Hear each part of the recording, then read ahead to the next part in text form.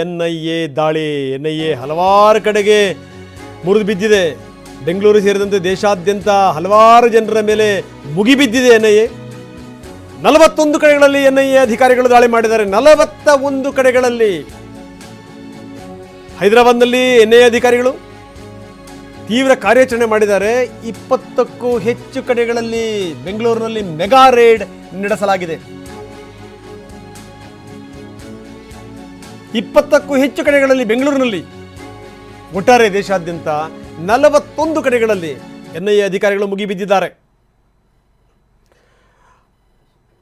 ಯಾರ್ಯಾರ ಮೇಲೆ ಅನುಮಾನ ಇತ್ತು ಅವರ ಮನೆಯ ಬಾಗಿಲನ್ನು ತಟ್ಟಲಾಗಿದೆ.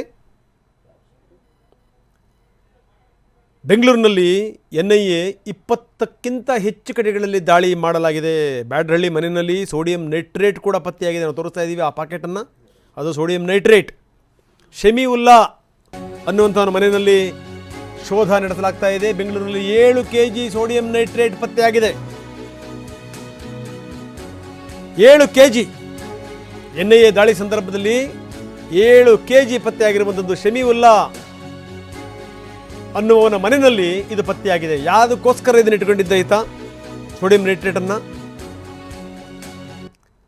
ಸಂಪತ್ ಅನ್ನುವಂಥವ್ರ ಮನೆಯಲ್ಲಿ ಬಾಡಿಗೆ ಇದ್ದಂಥ ಶಮೀವುಲ್ಲಾ, ನಾವು ತೋರಿಸ್ತಾ ಇದ್ದೀವಿ.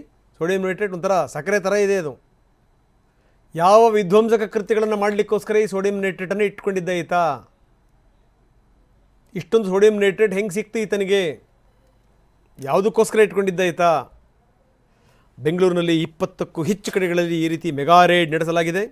ಶಮೀವುಲ್ಲಾ ಅನ್ನುವಂಥವನ ಮನೆಯಲ್ಲಿ ಈ ಸೋಡಿಯಂ ನೈಟ್ರೇಟನ್ನು ವಶಕ್ಕೆ ಪಡೆದಿದ್ದಾರೆ ಎನ್ಐಎ ಅಧಿಕಾರಿಗಳು. ಸಂಪತ್ ಅನ್ನುವಂಥವರ ಮನೆಯಲ್ಲಿ ಬಾಡಿಗೆ ಕೊಡುವಂಥ ಸಂದರ್ಭದಲ್ಲೂ ಕೂಡ 10 ಬಾರಿ ಯೋಚನೆ ಮಾಡಬೇಕು.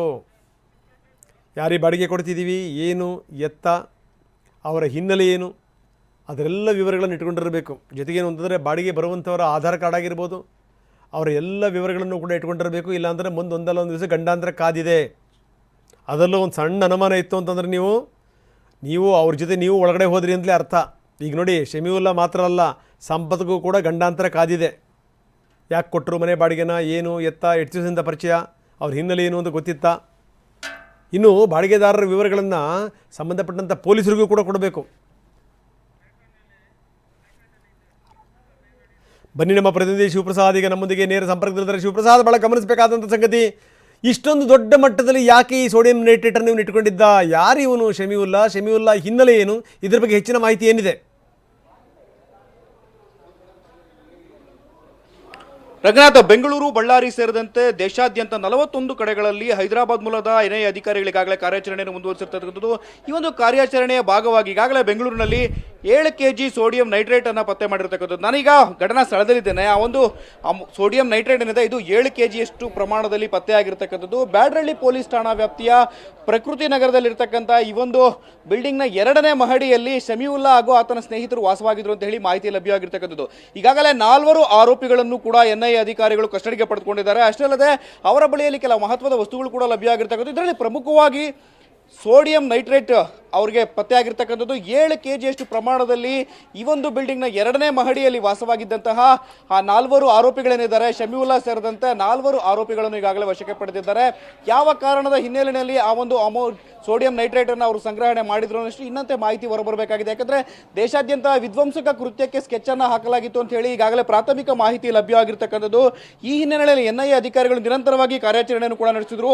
9 ತಂಡಗಳಲ್ಲಿ ಈಗಾಗಲೇ ಎನ್ಐಎ ಅಧಿಕಾರಿಗಳು ಕಾರ್ಯಾಚರಣೆಯನ್ನು ಕೂಡ ಮುಂದುವರಿಸಿದ್ದಾರೆ. ಇದರ ಭಾಗವಾಗಿ ಬೆಂಗಳೂರಿನಲ್ಲಿ ಈಗಾಗಲೇ 4 ಆರೋಪಿಗಳನ್ನು ವಶಕ್ಕೆ ಪಡೆದರೆ, ಬಳ್ಳಾರಿಯಲ್ಲೂ ಕೂಡ 3 ಆರೋಪಿಗಳನ್ನು ವಶಕ್ಕೆ ಪಡೆದಿದ್ದಾರೆ.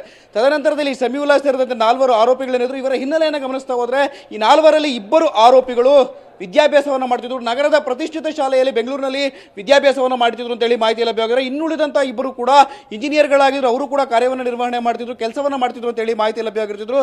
ಇದರ ಭಾಗವಾಗಿ ಎನ್ಐಎ ಅಧಿಕಾರಿಗಳು ಇನ್ನೂ ಕೂಡ ಕಾರ್ಯಾಚರಣೆಯನ್ನು ಮುಂದುವರಿಸಿದ್ದಾರೆ. ಇನ್ನಷ್ಟೇ ಮಾಹಿತಿಗಳು ಕೂಡ ಹೊರಬರಬೇಕಾಗಿದೆ ರಂಗನಾಥ್. ಓಕೆ, ಈಗ ಈತನ ಹಿನ್ನೆಲೆಯನ್ನು ಏನಾದರೂ ಬಿಸ್ನೆಸ್ ಮಾಡ್ತಾ ಇದ್ನೇ ಅವನು, ಅಥವಾ ಈ ಸಂಪತ್ತು ಇವ್ರ ಮನೆಗೆ ಏನು ಬಾಡಿಗೆ ಕೊಟ್ಟಿದ್ರಲ್ಲ ಸಂಪತ್ತು, ಇದ್ರ ಬಗ್ಗೆ ಏನು ಹೇಳ್ತಾರೆ ಅದ್ರ ಬಗ್ಗೆ ನಾನು ಚರ್ಚೆ ಮಾಡ್ತೀನಿ. ನೀವು ಹಾಗೆ ಸಂಪರ್ಕದಲ್ಲಿರಿ. ಬಳ್ಳಾರಿಯಲ್ಲೂ ಕೂಡ ಎನ್ಐಎ ಅಧಿಕಾರಿಗಳು ರೇಡ್ ಮಾಡ್ತಾ ಇದ್ದಾರೆ. ಬಳ್ಳಾರಿ ನಗರದ 9 ಕಡೆಗಳಲ್ಲಿ ಎನ್ಐಎ ಅಧಿಕಾರಿಗಳ ತಂಡ ದಾಳಿ ಮಾಡಿದೆ. 9 ಕಡೆಗಳಲ್ಲಿ ನಿಷೇಧಿತ ಸಂಘಟನೆಗಳು, ಉಗ್ರರ ಜೊತೆಗೆ ಸಂಪರ್ಕ ಇದೆ ಅನ್ನುವಂಥ ಆರೋಪದ ಮೇಲೆ ಕೌಲ್ ಬಜಾರ್, ಜಾಗತಿನಗರ ಸೇರಿದಂತೆ ಹಲವಾರು ಕಡೆಗಳಲ್ಲಿ ದಾಳಿ.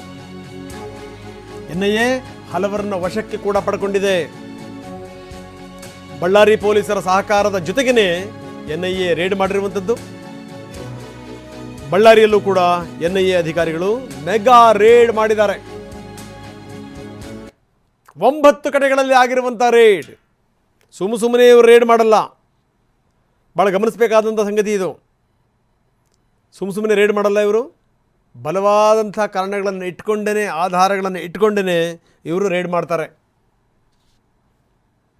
ಕೌಲ್ ಬಜಾರ್, ಜಾಗತಿನಗರ ಸೇರಿದಂತೆ ಹಲವು ಕಡೆಗಳಲ್ಲಿ ಏಕಕಾಲಕ್ಕೆ ದಾಳಿ ಮಾಡಲಾಗಿದೆ. ದೇಶಾದ್ಯಂತ 40 ಕಡೆಗಳಲ್ಲಿ ದಾಳಿ ಆದರೆ ಬೆಂಗಳೂರು ಸೇರಿದಂತೆ ಬೇರೆ ಬೇರೆ ಭಾಗಗಳಲ್ಲಿ ಒಟ್ಟು ಕರ್ನಾಟಕದಲ್ಲೇ 20 ಕಡೆಗಳಲ್ಲಿ ದಾಳಿ, ಇನ್ಕ್ಲೂಡಿಂಗ್ ಬೆಂಗಳೂರು ಮತ್ತು ಬಳ್ಳಾರಿ.